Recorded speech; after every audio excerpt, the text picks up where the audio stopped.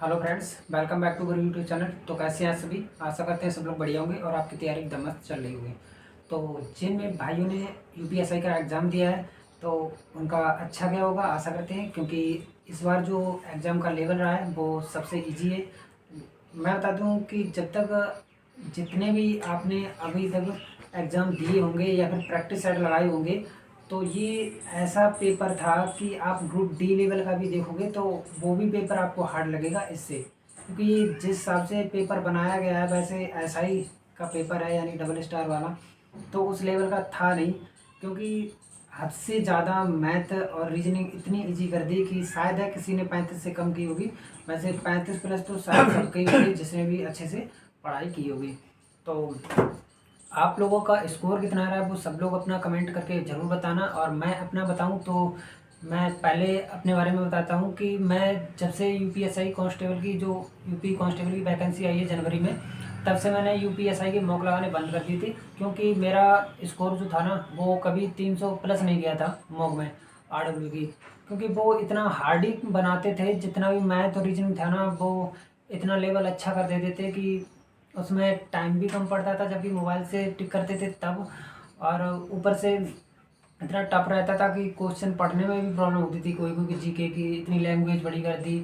तो वैसा ऐसा एग्ज़ाम में नहीं रहा है। क्योंकि और ये भी बात सही है कि आपको आरडब्ल्यू पे मॉक ज़रूर लगाते हो, लेकिन आरडब्ल्यू जिस लेवल का मॉक बनाते हैं वो उन्हें नहीं बनाना चाहिए। क्योंकि आप देखते हो कोई भी एग्ज़ाम आपने दिया होगा, जिस हिसाब से ये मॉक बनाते हैं उस लेवल का कभी भी एक भी एग्ज़ाम में नहीं आया है। ज़्यादा से ज़्यादा 4 से 5 क्वेश्चन मैथ या रीजनिंग के आते हैं, टफ जो डाल देते हैं हर पेपर में ही आते हैं। तो वो ये क्या करते हैं कि हर क्वेश्चन को ही टफ कर देते हैं, 3 से 4 क्वेश्चन इजी करेंगे बाकी सब टफ कर देंगे, उल्टा कर देते हैं। तो ऐसा इन्हें नहीं करना चाहिए, जिससे मोटिवेट होते हैं सब लोग। क्योंकि जैसे मेरे ही देख लो, अब मैं तैयारी करता था बहुत पहले से। मैंने सोचा था कि एसआई का एग्ज़ाम कांस्टेबल नहीं हुआ तो एसआई का देखेंगे। बट क्या हुआ कि मॉक टेस्ट ही ऐसा लेवल रखते थे कि जिसमें अपने आप खुद ही डिमोटिवेट होके मैंने जनवरी में मॉक लगाना छोड़ दिया था। कांस्टेबल का लगा रहे तब से। तो कांस्टेबल में मेरा स्कोर अच्छा ठीक ठाक रहता है, वही 119 से 20 क्वेश्चन बन जाते थे आराम। तो मैंने सोचा चलो इधर ही आते हैं, क्योंकि उधर मूल विधि पढ़ेंगे तो वो किसी काम में भी नहीं आएगी और फिर बिना मतलब में टाइम भी ख़राब होगा और होगा भी नहीं। तो इसलिए छोड़ दिया था। बट लेकिन जब अभी एग्ज़ाम दे के आए तो बाद में बहुत प्रॉब्लम हुई कि मैंने मूल विधि क्यों छोड़ दी। मूल विधि अगर पढ़ते रहते तो शायद अच्छा स्कोर रहता और शायद सिलेक्शन भी हो जाता। लेकिन फिर भी स्कोर अपना ठीक है लगभग। तो मैं अपने स्कोर की बात करूं तो मेरा जो पेपर है वो मेरा 15 की सेकंड शिफ्ट में रहा था, जो आप देख सकते हैं। ये रहा हमारा पेपर, 15 की सेकंड शिफ्ट में मेरा पेपर था। और हिंदी की बात करूं तो हिंदी मेरी थोड़ी गड़बड़ हो गई थी। 2 क्वेश्चन मेरे जानबूझ के गलत मैंने कर दिए, क्योंकि मेरे पढ़ने में प्रॉब्लम थी। मैंने कुछ लिखा था, मैं कुछ पढ़ रहा था उसको, बार बार माइंड में मेरे समझ में ही नहीं है मैं क्यों ऐसा करता रहा। तो 2 क्वेश्चन स्लिंग मिस्टेक्स की वजह से गलत हो गए। तो मेरे शायद वैसे 35 करने लायक हिंदी थी सेकंड शिफ्ट में, तो 35 आराम से कर सकते थे।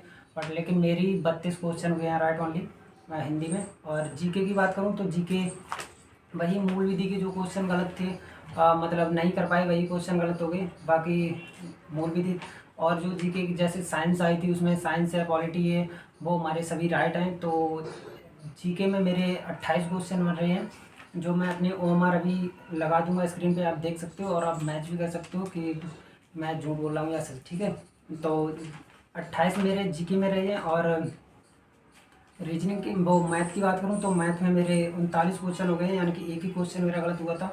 और वो क्वेश्चन इसलिए गलत हो गया था क्योंकि जब मैंने सोचा कि बाद में टाइम कम पड़ेगा, क्योंकि 24 की फर्स्ट शिफ्ट का मैंने ऑफलाइन पेपर लगाया था तो 10 मिनट उसमें ज़्यादा लग रहे थे।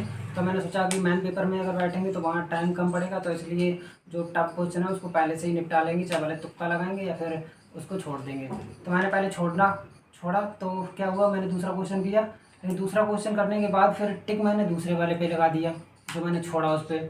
तो वहीं से मेरा दिमाग ख़राब हुआ। फिर मैंने सोचा कि चलो छोड़ते नहीं है, सबको करते चलते हैं। तो एक साइड से किया तो फिर लगातार करते हुए आए। वही एक क्वेश्चन पहला वाला गलत हो गया था जिसमें दूसरे की टिक मार दी थी। 124 क्वेश्चन नंबर था मेरा। तो फिर मैंने उसको भी बाद में सॉल्व किया। तभी और फिर उसको करते करते फिर लास्ट में मेरा टोटल पूरा हो गया था। और रीजनिंग की बात करूँ तो रीजनिंग में 2 क्वेश्चन मैथ के थे जो मेरे गलत हो गए हैं। जैसे एक घातांक करड़ी का था, वो मैंने जानबूझ के मेरे से गलत हो गया।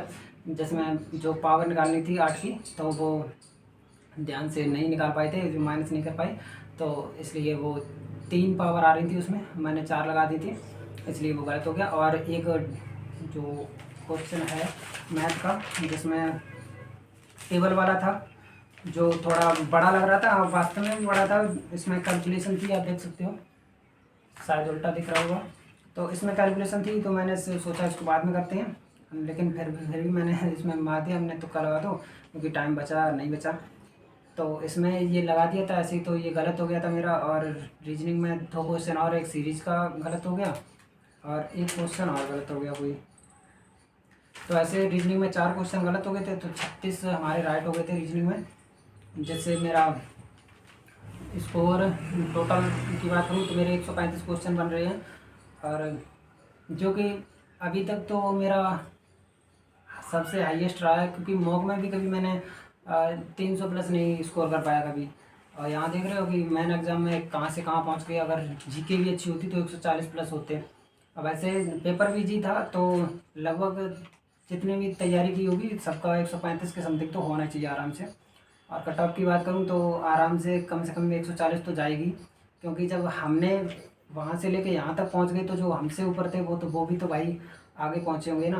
तो कुछ लोग होंगे जिन्हें टाइम नहीं मैनेज कर पाया होगा, तो वो शायद नीचे होंगे, बाकी सबका ही स्कोर अच्छा होगा, 135 प्लस ही होगा शायद। और बाकी देखते हैं कि कट ऑफ तो आंसर की के बाद ही पता चलेगी कि किसका कितना। और अभी कोई इतना वैसे भी, लेकिन सर्च करते हैं तो सबका सेम ही रहता है। टीचर से भी मिला चुके हैं और गूगल से भी कर चुके हैं, तो क्वेश्चन एक में थोड़ा डाउट है बस, बाकी 135 क्वेश्चन हमारे बन रहे हैं। और अर्जुन से पूछते हैं इनका कितना स्कोर हुआ है, तो ये बताएंगे।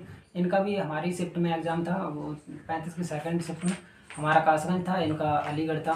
तो ये बताएंगे कितना स्कोर हुआ आपका, बताइए। हेलो दोस्तों, राधे राधे। आप सभी को मेरा नाम है अर्जुन। मैं भी मतलब यूपीएसआई का पेपर देने गया था, सेकंड शिफ्ट में था 15 मार्च को। और पेपर तो खैर सही था, बिल्कुल ही सही था, वो मैं दे के आया। मैं भी, मेरा खैर टाइम मैनेज नहीं कर पाया मैंने, फिर भी मैंने सही करे। 116 मेरे सही हैं टोटल। और मेरा हिंदी में है 31, और जीएस में मैंने किए थे 20 सही है मेरे। और मैं मैथ में मेरे शायद 34 सही है, और रीजनिंग में 35। रीजनिंग और मैथ सबकी लगभग सेम है, शायद कुछ लोग होंगे हाँ, जिनकी रीजनिंग मैथ कम होगी। वैसे मैथ रीजनिंग में सब कुछ इक्वल हो गए आगे, जो एवरेज थे वो भी और जो अच्छे लेवल के थे वो भी। मैं टाइम की वजह से नहीं कर पाया, नहीं तो मैं और कर लेते। टाइम मैनेज नहीं कर पाया मैम। तो थैंक्स फॉर वाचिंग, मिलते हैं फिर नेक्स्ट वीडियो में। अपना स्कोर सब लोग कमेंट करके जरूर बता देना अच्छे से, और सब्जेक्ट वाइज स्कोर बताना कितना मॉक में आ रहा था और कितना आपको स्कोर अभी मैन एग्जाम में आया। और सबसे इम्पोर्टेंट बात, सब लोग भाई RW पे मॉक मत लगाओ, मॉक लगाओ लेकिन एनालिसिस उसका मत किया करो। एनालिसिस टेस्ट बुक पे करो, टेस्ट बुक का ही मॉक लगाओ और उसी से रिलेटेड अपनी तैयारी करो। अगर RW के चक्कर में पड़ोगे तो बर्बाद हो जाओगे, सच बता रहे। मैंने मूल विधि छोड़ दी थी इसलिए, इन RW के चक्कर में, और ये पेपर मेरा पूरा मूल विधि की वजह से खराब हुआ, नहीं तो इसमें सिलेक्शन पक्का था। तो आप लोग